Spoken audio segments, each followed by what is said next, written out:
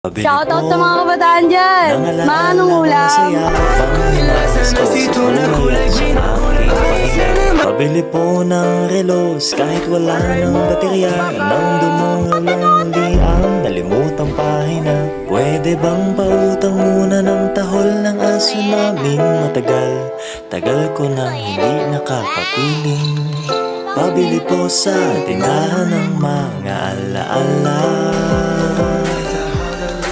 Pabili po ng sasakyan dati na pinaglimaan. Baka sakaling maihatid sa paborito kong sinehan. Pabili po ng pambili noong aking kabataan. Baka sakaling makabili ng paborito kong laruan. Pabili ng ginamit kong lapis sa unang sulat ko ng tula. Pabili ng ginamit kong ballpen sa bagsak ko ng mata.